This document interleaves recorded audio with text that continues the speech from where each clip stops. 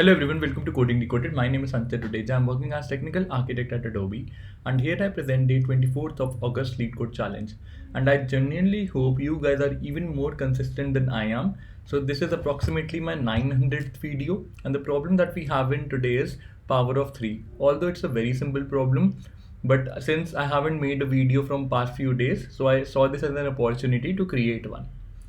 The problem states that you're given an integer value n and you need to return true if the number is of type power of 3. Otherwise, we have to return false. So let's assume that the integer number that is given to us is 27. 27 is 3 raised to power 3. Therefore, we will be returning true. And for the cases where the number is, let's assume 45, 21, for all those cases, we have to return false. For n equals to 0, the answer would be false. So if I remind you of the powers of 3, it starts from 3 raised to power 0, which transforms to 1. 3 raised to power 1 is 3, 3 raised to power 2 is 9, 3 raised to power 3 is 27, 3 raised to power 4 is 81, and so on. And seems like a very simple question. Power of 3, Leetcode 326. As I already told, it's an easy level question. Although in case if you still have any doubt understanding this problem, or if you want to ask anything from me in general with respect to placement, job opportunities, referrals, how industry operates, anything that you want to ask from me, please feel free to drop a message on the Telegram group of Coding Decoded.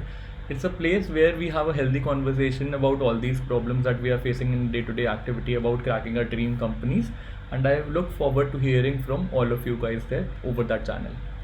Without further ado, let's quickly jump on to understanding the algorithm behind the question. So let's assume that the number that is given to us is 27. So the first naive approach that comes to everybody's mind, which happens to be the best possible approach as well, is to divide the number recursively by 3 unless you land up till 1. So when you divide 27 by 3, what do you get?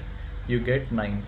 So when 9 again is divided by 3, gives you 3, and again when you divide 3 by 3, gives you 1. So you stop as soon as you see that 1 has been achieved, and since 1 was achieved, you say that this number through which we started is a power of 3, because if you carefully observe, we have divided the number by 3 times, and that means that the number is a power of 3, and that is 27. So let's take another example which is slightly different one. Let's assume that the input number is given to us as 45. So when you divide 45 by 3, what do you get? You get 15. So let's proceed ahead.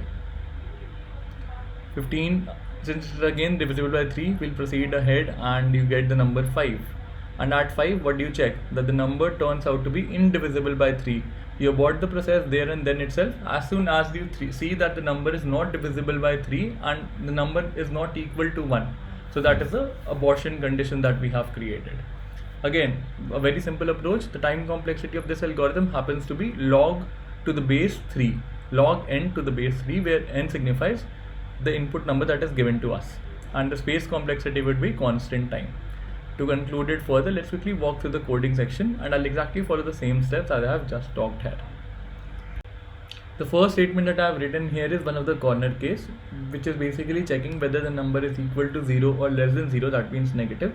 It can never be a power of 3, therefore we return false in all such cases. In case the number is greater than 1, then what do? We check what is the remainder value after dividing that number by 3. In case the remainder is not equal to 0, we abort the process there and then itself. If the number is divisible by 3, that means the remainder would be 0, and we further continue the loop till the time my n is greater than 1. So at line number 6, the loop will exit as soon as n becomes equal to 1, which makes it a happy case at the abortion condition, and at line number 14, when we are out of the while loop, we simply return true. So let's try this up. Accepted 86% faster, which is pretty good. The time complexity is again, as I already told, order of log to the base 3. Why base 3? Because at each iteration we are dividing the number by 3, and space complexity would be order of 1. With this, let's wrap up today's session. I hope you thoroughly enjoyed it. If you did, then please don't forget to like, share and subscribe to the channel. Thanks for viewing it. Have a great day ahead, and your subscription truly means a lot to me. So please don't forget to subscribe to the channel. Thank you.